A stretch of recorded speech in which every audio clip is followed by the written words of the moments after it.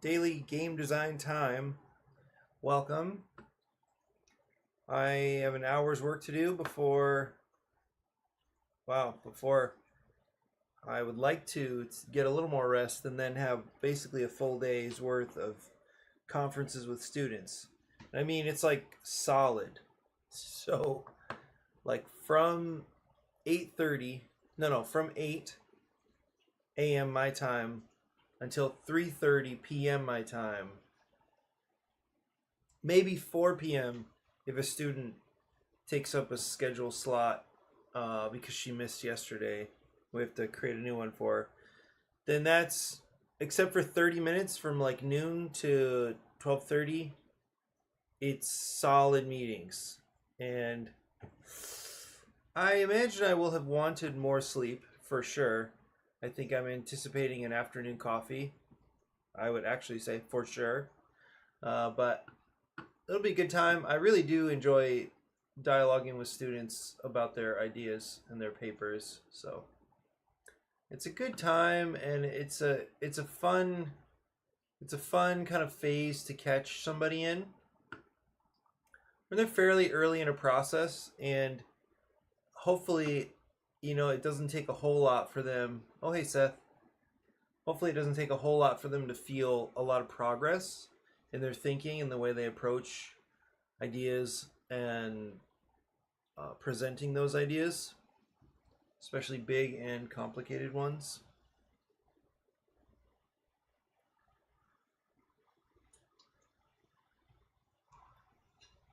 I think it feels really good to learn to think more clearly. It's really wild. And I mean, like to learn to limit the type of claims you will make or learn how to limit claims so that so that your like your hill to die on is a lot smaller. It's a lot more of a really focused hill to die on because you've worked on it. You've looked at a bunch of different angles, you've dealt with the opposition a fair amount, and then you can say, okay, you've got all that ground, right? I've made all these concessions, but here's where I have a high degree of confidence in this claim, right here, like just this little one. And it's just a cool thing to like practice. Yeah, to practice that. Okay, had a playtest of Adra HQ with the team from Adra yesterday, and it was not at all like it did not go at all how I was hoping in certain aspects or respects, and then finally it I mean, in the end people were excited. Four there were four of us, then five of us on the call, and this was over. Yeah, we just had like a video chat kind of thing, and I had this prototype pulled up on screen top, and so I was playing with one of them is going to be the graphic designer, the other I'm not too sure, and then one is like the head of marketing development and marketing or something like that, and then the other was Sharon, my contact over there at Adra. And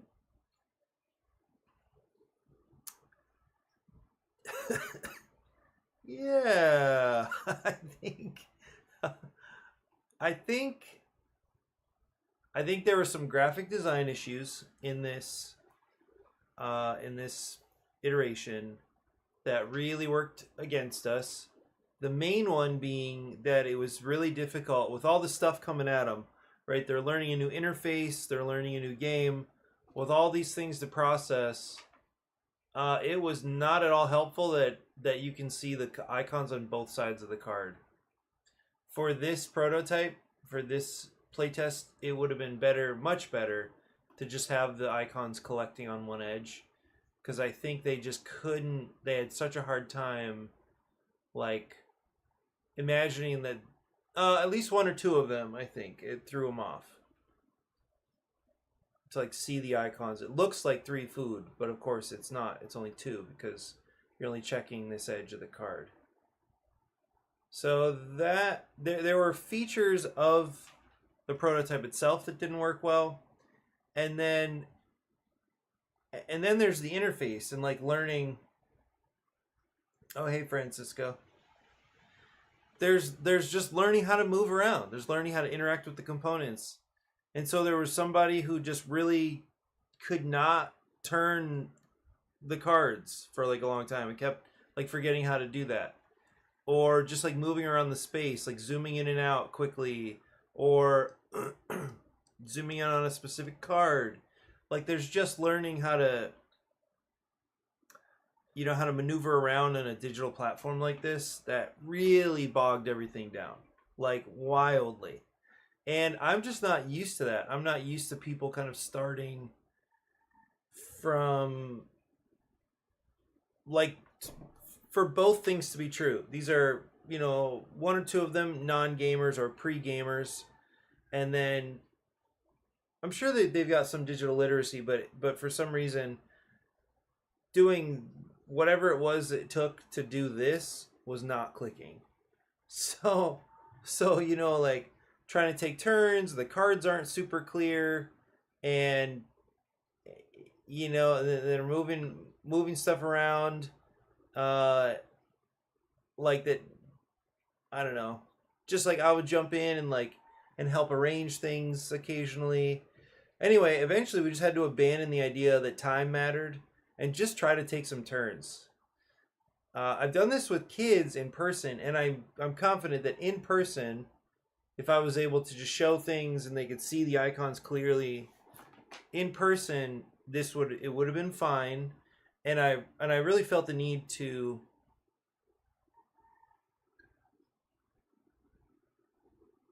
pause afterward and describe the target experience, like what this game could be.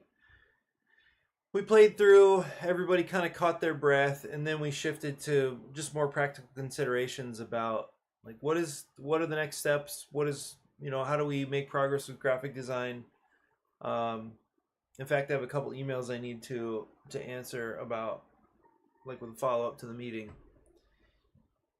But I jumped back in at that transition point and then just described what the experience would be at the table, and then pulled them over to these cards, which expand the possible experience into the character abilities and possible scenario cards and things like that. Because the playtest itself, practically speaking, was terrible. It was completely unsuccessful. I mean, in terms of like having fun, like being in the flow. One of the people in the meeting seemed more adept, caught it, understood it, could read the cards, was able to like take meaningful turns. That's 1 out of 4. Eh? Yeah, 4. So that's not a great 25%, not so strong. I even took these event cards out and just we didn't even play with them because they weren't going to get us anywhere. I still like the way that these have developed, but I haven't been able to play test them because the test yesterday was such a loss.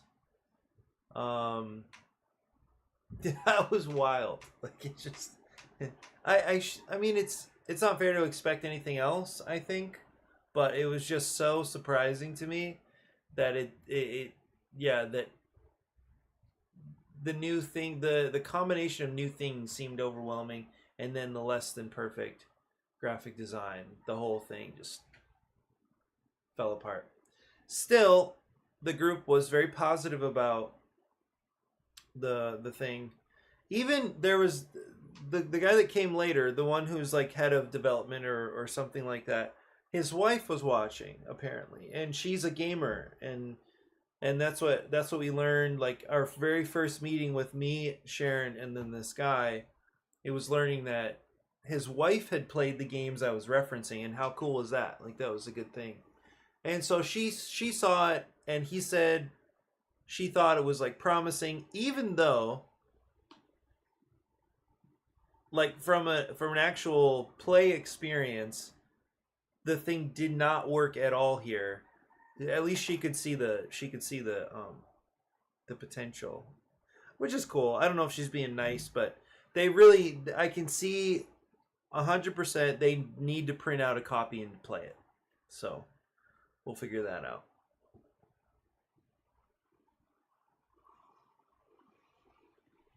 Event cards might be a little too much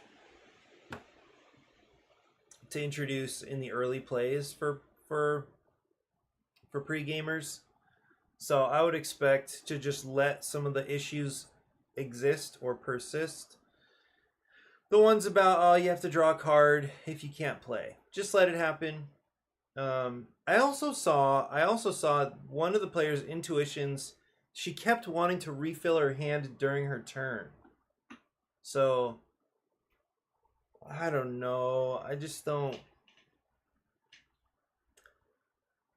For some reason, that feels more confusing to me than saying draw back up to 4 at the end of after your turn is over, draw back up to 4 cards. I feel like that's simple to say, but it's not really a sticky idea. Even for me, I can be so engaged in analyzing the board that I might forget to draw, and then it's the start of my turn. I only have 2 cards in my hand, so I draw. Or I already have a plan for the cards in my hand, so I just play those out. And suddenly I have only 1 card left or 0 cards, and I think, what happened? Well, because the cards I had worked for my next turn, so I didn't even think about drawing up. So it might just be better.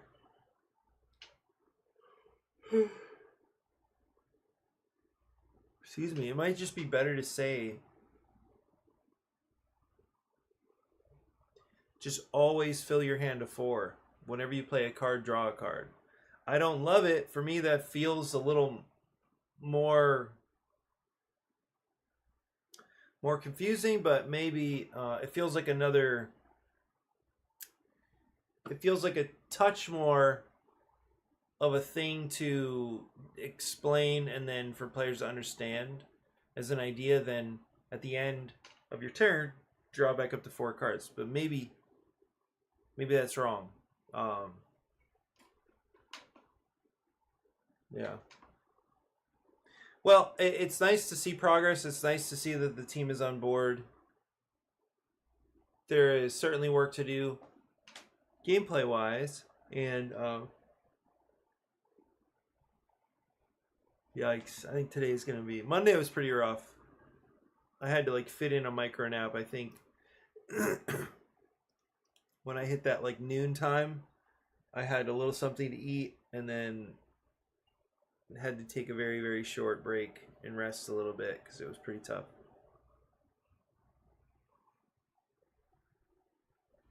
Well,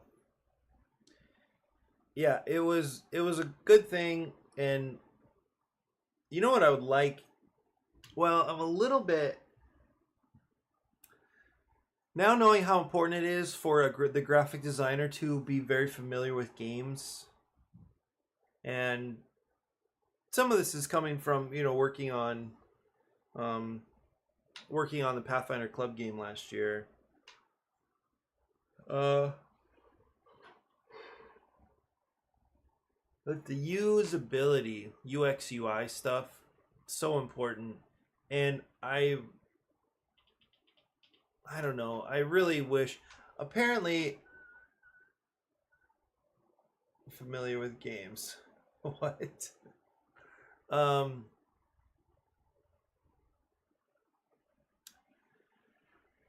that's true. I see the connection. Yeah, so the thing is, this guy's in house. That's the main thing, Francisco. Is that yeah, they want to use their guy, and that makes sense. But at the same time, I believe he can actually contract out certain things, or they can contract certain things out. They don't have a big budget. That's one of the reasons why they're oh, that's the thing. I was surprised that they opted for a non-royalty type agreement. They just, because I had 2 different figures, very different figures, when I sent them what is that? A proposal. Yeah, when I sent a proposal, there's a pretty big gap between no royalties and royalties. They took the no royalties because I think they expect the game to do well. But anyway, apparently they just don't have a big budget. They were part of the funding cut when it came to Trump and the USAID stuff with what's his name, Musk. So they got hit with a big financial uh, with massive financial stress. But it doesn't mean that this is an impossible idea.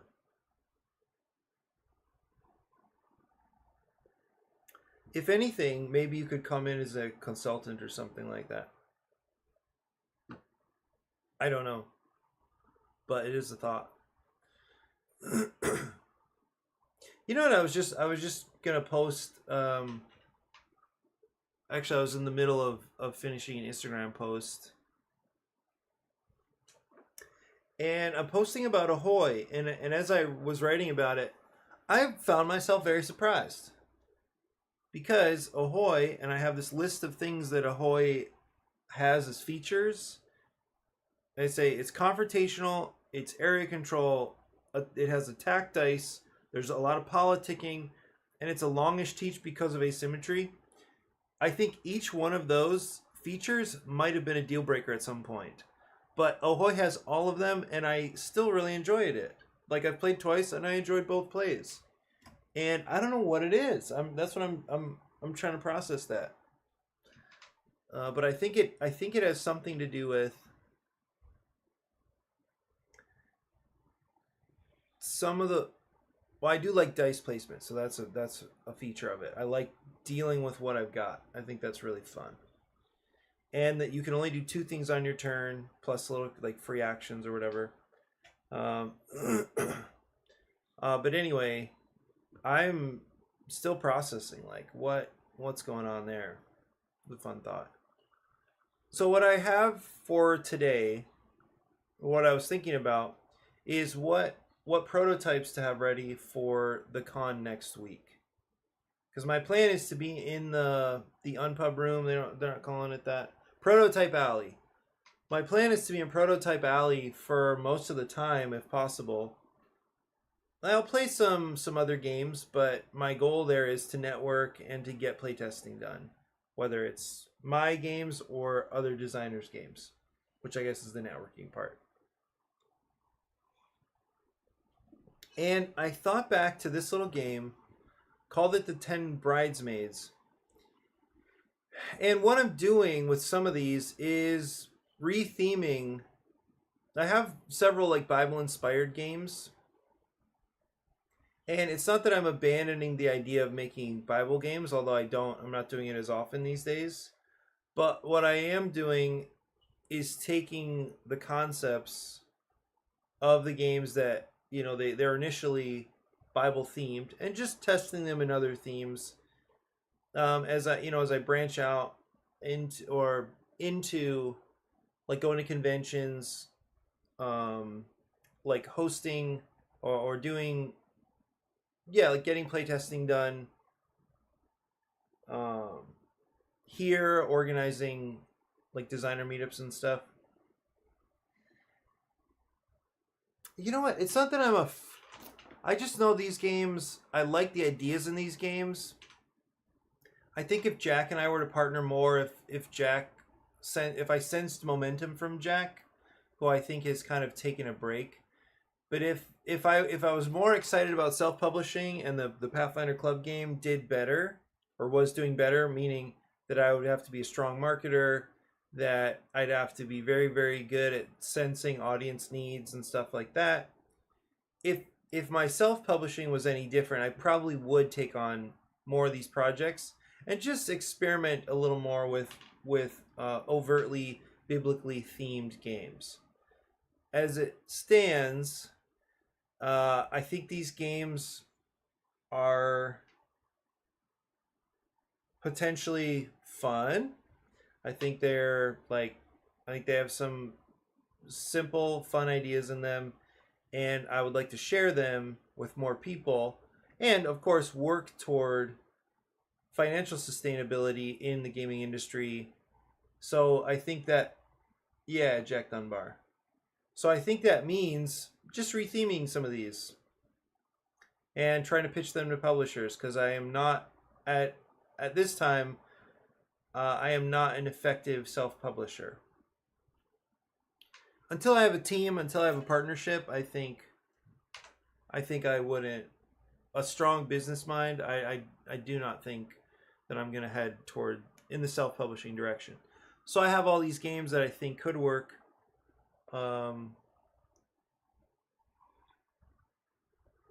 In the mainstream. So that's what I'm looking at. So I have this game, the 10 Bridesmaids. What I realized yesterday when I just remembered it, because I like it, and I'll explain a little bit of the mechanisms here. But there's a portion. There are two main phases of the game. First of all, it's an auctioning. It's an auction game. So here are a bunch of cards. They have values on them. Players have a currency at the start of the game. They're bidding with that currency. They're buying. They're earning these cards, or not necessarily the cards themselves, but they get the value from the cards. So they're building up. They have one currency and they're building up victory points from that with that currency. Every now and then, in that, there's this deck of cards you're flipping. There's only, I think, 12 cards in the whole deck. So flipping these cards, and every now and then a market will show up, and that's an opportunity to buy back some of this currency. And so there's this flow between these two, because the ultimate goal of the game is to have the most victory points, which is what you get off of these cards. But the problem comes in the next phase of the game. So in the story with the 10 bridesmaids, what happens is they've all got oil, and thematically in this game, they're spending they're waiting for the wedding party. The wedding party is delayed. So in this game, they're just like spending oil to like help people out. Give whatever these little things are. Give a child lubricant for his toy wagon. Supplement a woman's cooking oil for dinner. Like, all this is just thematic flavor here. Give a baker oil for her next batch of bread. So you're giving out, while you're waiting, you're playing a game. Like, how can you be the most helpful in the community with the oil you have? So you're spending this oil and you're kind of developing goodwill with the community. So as the game progresses to the end of this phase here, when this nightfall card hits. So nightfall, everybody falls asleep. And I guess they're kind of meant to have their lamps burning or something like that. I forget now. But then what happens is they're waiting, their lamps are burning, and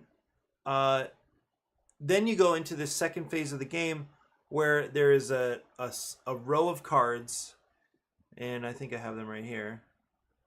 Yeah, in the night deck, there are these just nighttime cards where nothing happens, and then there's the wedding party arrives card. So there's a little deck of 7 cards shuffled, and you start flipping the cards in the row, left to right.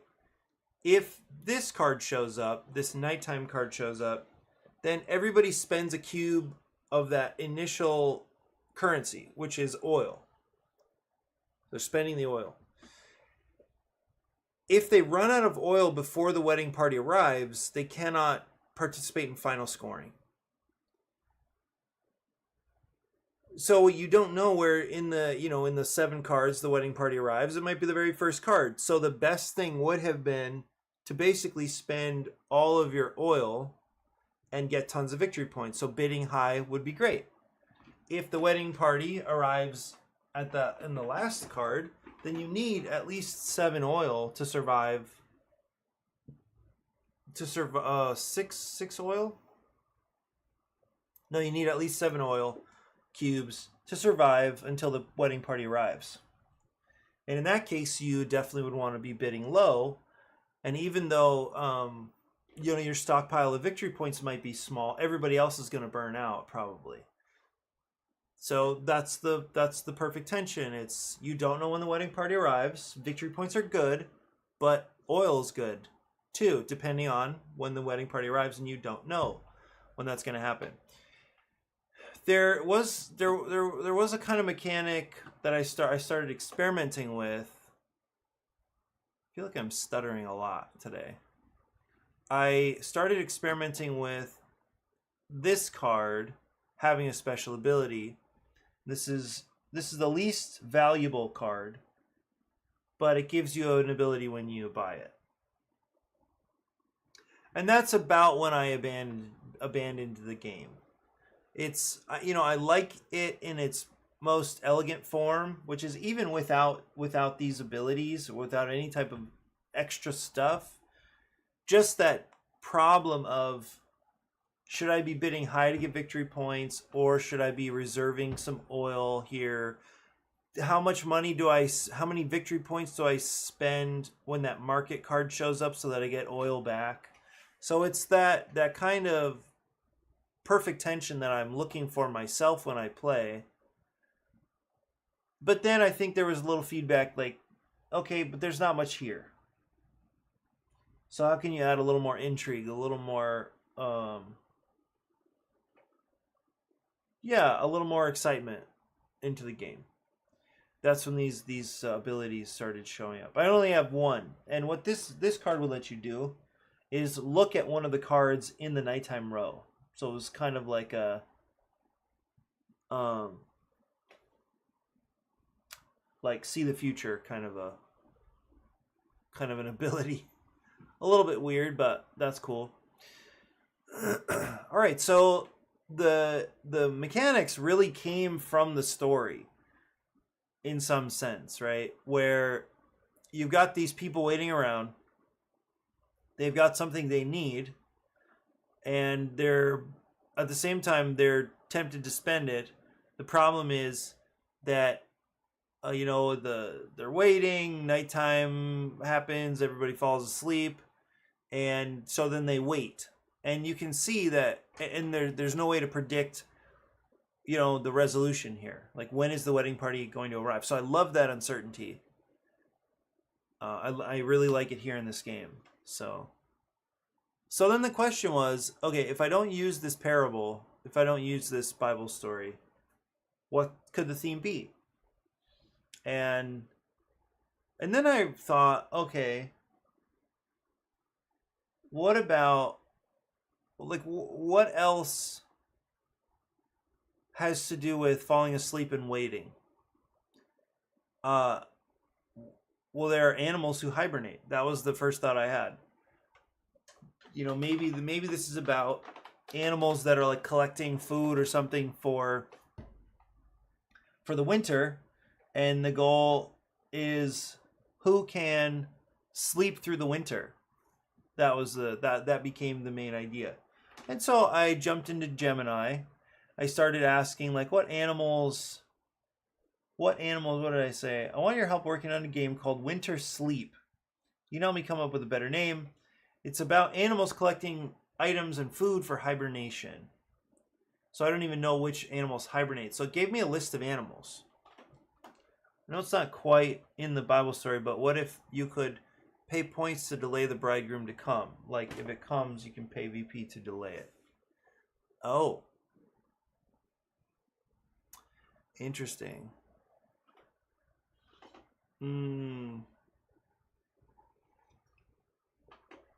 Well, yeah, I think moving away from this theme anyway, I think some of that kind of thing becomes more of an option.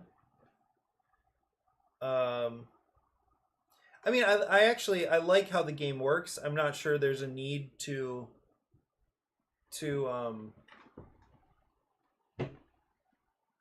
yeah, a need to be able to spend something so that you're more likely to survive through the night or whatever it would be. I just like this problem. Like, are you going to be conservative? This is a push your luck auction game, right? That's my thinking here. I was thinking of giving it more like you were. Oh, giving it more. I actually think that would, in this case, I mean, if this is brainstorming mode, every idea is a good idea. So I don't mean to just shoot down ideas super fast. But in that case, it actually loosens the game up significantly, right? If you let people buy their way into final scoring, then I would perceive that as reducing the tension significantly. Yeah. No, Francisco, it's why does Scott hate me? That's what you should feel right now. Yeah. So, I mean, I think what makes it poignant, what makes the problem a true problem is that you just have to deal with you have to deal with the investment you made and then hope for the best. But what I think what's possible is that maybe that's not satisfying. Maybe that feels way too bad. So if you have a way of sacrificing some VP just to stay in the game, maybe playtesters would say this is a nicer experience because at least you have some flexibility. So it could be worth looking at. But I guess it comes down to a playtesting question whether or not there are too many feel bad moments around whether or not you have enough um, oil. Actually, perfect. It's still oil. If it shifting to this animal hibernation theme, it's still oil in the form of fat. Okay, then I think you need one for resource to manage. That gives it more of a one more resource to manage.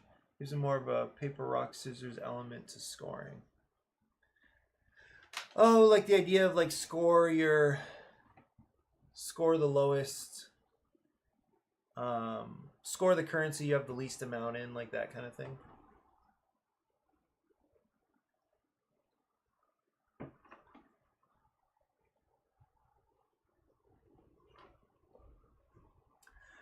Yeah, like right now it's like oil and themeless victory points, pretty much. Because I kind of thought of goodwill, but anyway. So with the animals, pretty much it looks like the best animal to choose will be the jumping mouse.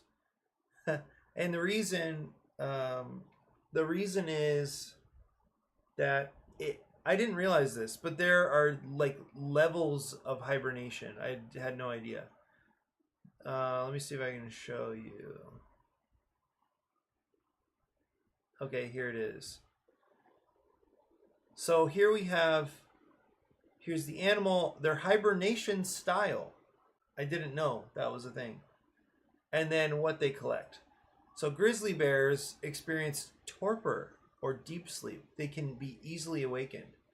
I have never heard of this before. Because I've heard of hibernation. I heard the bears hibernate, but it sounds like they don't actually. It sounds like they go into torpor rather than hibernation. And then you have the true hibernators, the very deep sleep. And these are the animals that need to store up fat for themselves before this winter season.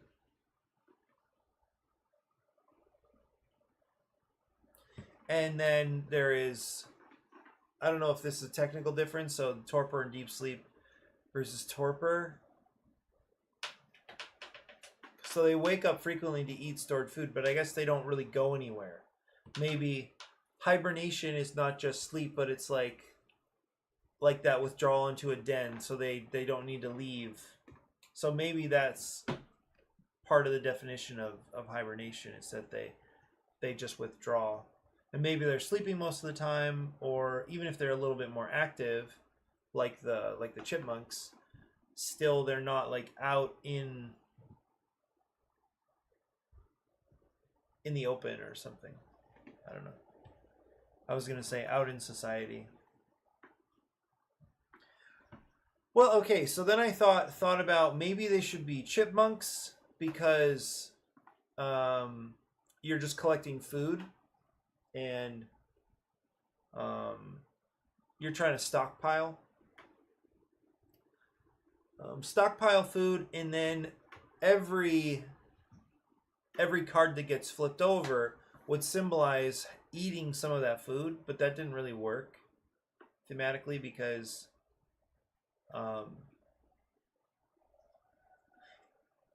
the theme for collecting the food is like spending energy to get food, right? You're spending a cube to bid on cards that are representing food.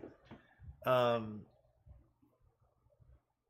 so then it was weird to go into the winter season phase. So if there's like autumn and then winter phase, then when a card is flipped and it's like a winter nothing happens card, then they spend energy. They don't eat food. Right? But anyway, who cares? I'm overthinking it a little bit here. But then I realized actually, well, and then if you run out of cubes and you don't get to participate in final scoring, what does that mean thematically? I think it means the animal starves. And I don't really want that to be the implication in this game. So then I thought, what about if it's just no food for you? That's it. Give up now, little animal. You ran out. Okay, so instead, that's why I think it's better to go with the true hibernator, who is building up fat stores for themselves before the winter season. So they're like buying this food and they're just eating it, and they're trying to get as plump as possible, so that when winter hits, their whole thing is to stay asleep for the rest of the game. They're trying to sleep. If they run out of these fat stores, so if they run out of energy, and thematically this does break down a little bit too, but if they run out of energy, they wake up, so they have to go find more food. So they just like lose. They didn't prepare for the winter so that they could sleep through the winter. That's why I think a name like Winter Sleep or A Long Winter's Nap might work really well here, because it's cute. We've got the animals like collecting food and stuff. Does winter always end at the same time, or is it random somehow? It's random. Yeah, the idea is there's a deck of cards, and then there's a Spring Arrives card in that deck, and it's one of 7 cards. So it could be a super short winter. It could be that winter comes and goes in 1 card. It could be that it's a super long winter and the card shows up at the end. 7 cards, they're laid out in a row, and at the very end of the game, after all the bidding and all that stuff, the auctions are done, then you start flipping those cards. For every card that flips, the players spend an energy. And so they don't know where that card is. That's what makes it push your luck. They don't know when spring is going to arrive, so they have to prepare without knowing when spring is going to arrive.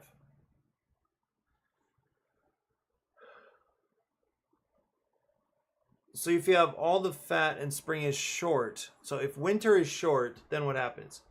So the tension here is you spend all of your energy to get a ton of victory point fat, or you spend very little of your energy and get very little winter fat. Those are the extremes, right? And because you don't know in those 7 cards when winter's going to show, when winter is going to be over, when spring shows up. So if you spent all your energy and spring shows up late, then you cannot participate in final scoring. You didn't budget. You were kind of unlucky. You pushed your luck too hard, and then you can't participate in final scoring because you didn't have you had to wake up and go get more food. Or you can keep a lot of energy and have very few victory points. And unfortunately, let's say spring shows up early, everybody gets to participate in final scoring, and you didn't, because you retained too much energy and didn't buy enough victory points, you lose that way. So it's very much push your luck.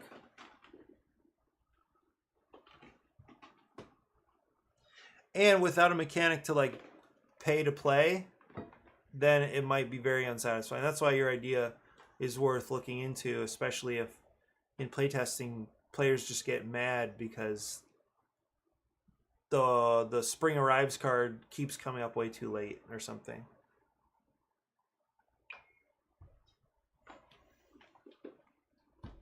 It's just bidding.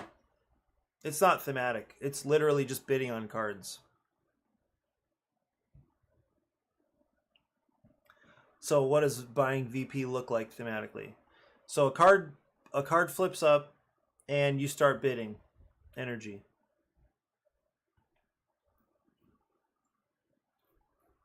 Energy cubes. And the way these cards are set up now is that, let's say in a 4-player game, I don't know if, so there are 3 numbers on the most valuable cards. There are 3 numbers, and the top bid takes the highest number, right, the greatest value, and then they lose their energy. And the other players, the second and third place bid, they get points too, but they also still lose their energy. So maybe the mouse sees a shadow and that delays spring 6 weeks. Yeah. Right.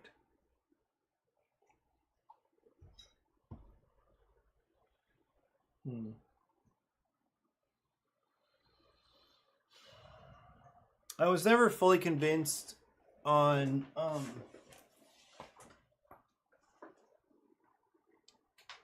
the best way to handle the auctions, because I think all or nothing with such a short game wasn't working well. So only the winning player gets the 6 and nobody gets anything else. I forget why, but I feel like that wasn't really effective. What's that?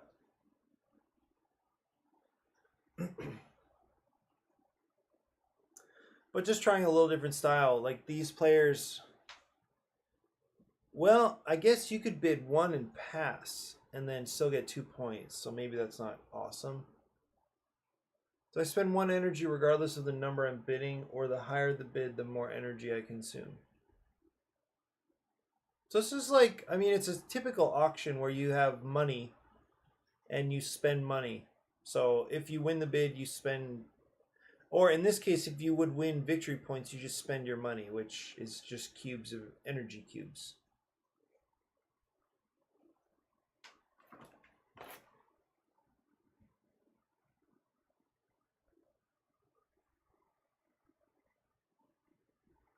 Do I spend 1 energy regardless of the number I am bidding? So what this card is saying, if you are the highest bid, you get 6 points. If you're the second highest bid, you get 3 points, third highest 2 points. And if you win any victory points, so let's say there are 4 players, the first player bids 3 cubes. Next player has to bid higher or pass. So so the next player bids 4, and then the next player passes. The next player passes. Then the original player that bid 3 bids 6. Right? And now it's just between 2 players. The player that originally bid 3 and the player that bid 4. So now the new high bid is 6. And so the next player, or the only other player that's still in the auction, passes. So now what you have is a player paying 6 to get 6 points, and you have a player paying 4 to get 3 points, and then you have no other players participating, so nobody gets 2 points. But that's why I think everybody would bid at least 1, because at least they would get the small number of points. Yeah. So you do this for up to 10 cards or something like that. 9 or 10 cards. You just have this deck that's shuffled, and these cards keep popping up. The problem, though, is that somewhere in the bottom third of the deck is this card, the Nightfall card. Or in this case, the Winter Arrives card. When Winter arrives, the auction's over. So even though you have 12 cards, and you have 12 known cards, so everybody knows what's in that deck. They don't know when it's going to show up, but they have access to understanding.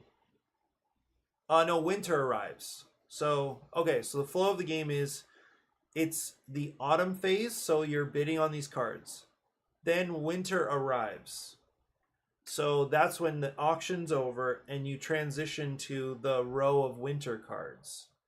Then you're flipping Winter cards until Spring arrives. When Spring arrives, then you go to final scoring. Yep. Okay, so what I was saying is that you know what cards are in there. So you know there's potentially like a super lucrative card in there. Maybe there's a 10. I don't remember. I don't think I'd have the 10 in there anymore, because that range is just too big. A 10-point swing is too, I feel, too wide. So so anyway, 12 cards. Probably 1 or 2 cards are not even in the deck, and you don't know which 2 cards are not in the deck. And then in the bottom third of the deck is bottom third or bottom quarter. I don't remember. I don't know if I've decided. But in the bottom quarter of the deck, you have shuffled in the Winter Arrives card. So it could be the very top card in the bottom quarter, or it could be the last card. It could be somewhere in between, right? So there's uncertainty about when Winter arrives. So you're bidding, and okay, here comes a 6, right? The 6 is very valuable, but it's not the most valuable card. So should you blow all your energy cubes on the 6? Or should you save a bunch, hoping for the 7 to show up? Or hoping for the 8 to show up? Well, then the 8 never shows up and Winter arrives. So that's the problem, right? That's another push your luck aspect. It's that you want to wait for the lucrative cards, but you don't know how long autumn is going to last. So you need to take advantage of it while it's still here, which is it's actually very thematic in that sense. Autumn, the first snowfall could happen anytime. Yeah, and you can't predict. In fact, I think that's way more thematic than it was with Nightfall, because you know when night is coming. It's predictable. So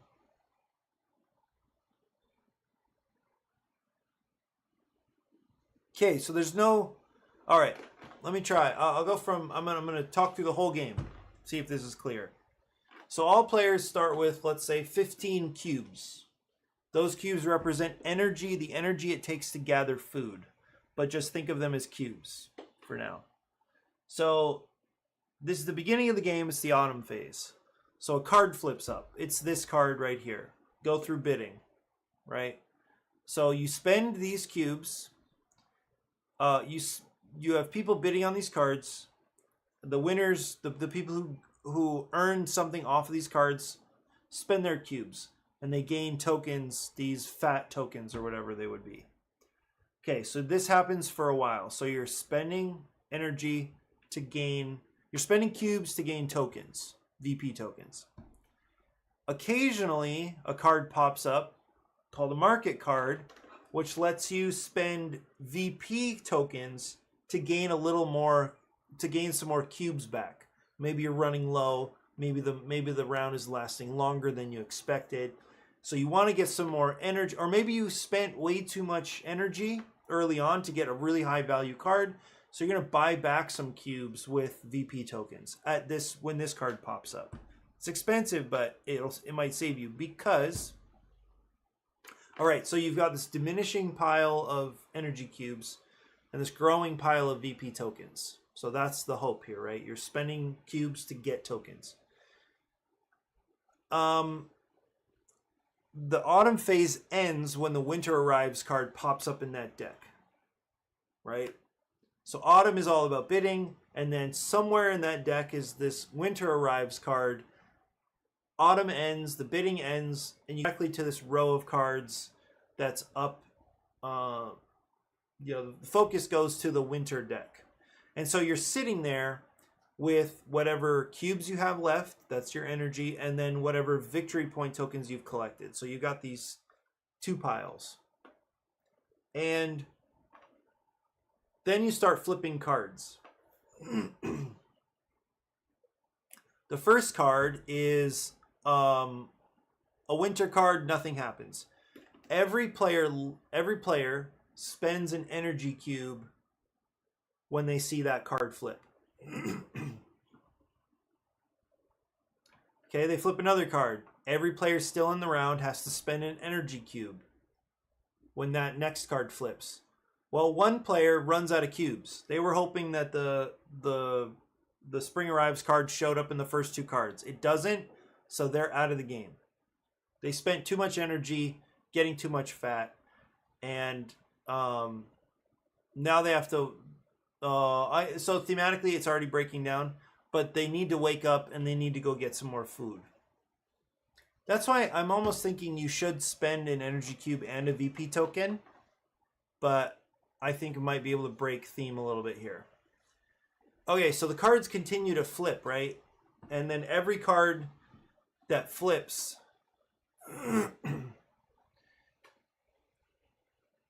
yeah, thematically yes, but I think gameplay wise no. So I might just have to break theme on this. So then yes, so eventually the spring arrives. Then energy go out and look for food if they run out of fat. Yeah, I'm gonna abandon theme on this one, I think. That's my I think the gameplay is too important right now to uphold theme. But it's possible it's not, but my intuition says it's probably better to just preserve the tension as it is. At least for now. So it might make it harder to explain what's happening in the game. So that would be the one major drawback. But so yeah, so then spring arrives.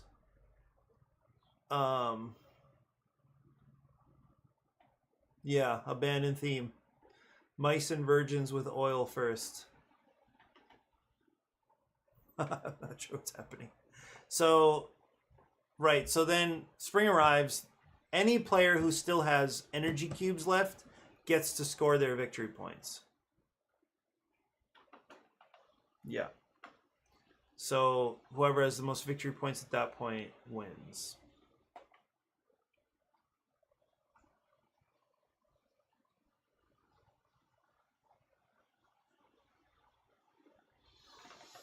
Yeah, thematically not perfect.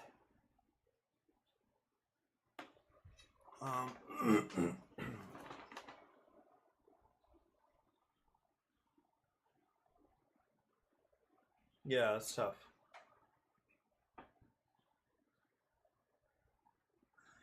Well, I one of the reasons to revisit it and do it very quickly is I think this is a really easy one to pack into a prototype. And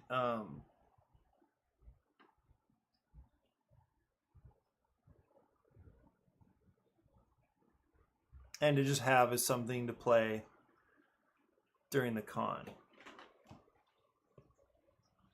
Because actually the reason I have an idea but need to step away for a few minutes, yeah. And then I'm actually gonna unplug here in a few minutes as well. But feel free to share your idea, maybe Discord or something. Thanks so much for your questions and thoughts though. Um, okay, this is a really, because it's only like at the most, what is it, 12, 14? At the most, it's like 25 cards, not even, I think. It'll just be really easy to print out and make this prototype because you just need cubes, these cards, and then tokens for victory points. And I really, so the game that inspired this game is not One Deck Dungeon. It is Welcome to the Dungeon, and it's Welcome to the Dungeon. No Thanks was another one, and The King is Dead. These were all very small games that blew my mind in the tension that they provided. So I didn't know this, but that we don't need like big, expansive experiences to have an interesting game. I didn't realize that. So some of these small games that just like really, really, really affected me, and it made me want to start designing more elegant games, smaller games than I was working on at the time. I was making a hiking game. That's where I started. That was my first idea, making this hiking game. And it had, a big board, and it had a market, and it had a big track showing the hike and all this stuff. Like lots of stuff. And yeah, it was like deck building, and then there was weather, and there was all this stuff. And then I started playing these smaller games. And I thought, incredible. Like, where is this tension coming from? This is amazing. Tough choices in a very, very small package. And that's really what helped me see, you know what, I'm actually probably a much stronger designer for small games anyway. I don't think I really have the quotes chops for like big, complicated Euro-y kind of games. Sugar Shack is the closest thing I have to a Euro, and that I have struggled with. I've had a lot of fun working on it, but I've still struggled because big questions about balancing and optimal moves. Like, I feel like it's so much harder to come up with a game that works well when there's so many moving parts and possible upgrades and yeah, the uncertainty of the mayor and all this stuff. It seemed like yeah, or all the buildings having different effects, and like just dealing with all that stuff is just too much for me most of the time. So these smaller games, I'm way more attracted to them. They're bite sized. They just present very simple problems to players, and so I prefer these. And this is why I keep coming back to the idea that I think I'm a poet and not a novelist when it comes to game design. Poet in the sense that I like creating these really compact experiences, and not really narrative heavy or anything like that. Just like pure tensions, pure little problems, and rather than more of an epic style. So yeah, it's a cool thing to kind of settle on. Like, I feel like I've settled into the practice of being a poet here. I also like that these are just like, they're small. This would be like a pocket-sized thing that you could just carry around and break out, whenever. I think that's great. Of course, the big boxes are cool too, but I just love these. You just whip this out, at a restaurant, and or a little game night at your church or something, and it's simple to teach and quick to play, some exciting moments. I think like that's usually the experience I'm interested in offering, is just something like that. Just like make it happen, get into it, have fun, get more people involved. So yeah, anyway, I think that's it for me. Thanks for joining, and appreciate the input and ideas and dialogue every time. And I'm here every day except for Saturday mornings. So yeah, that's it for me. I'll see you soon.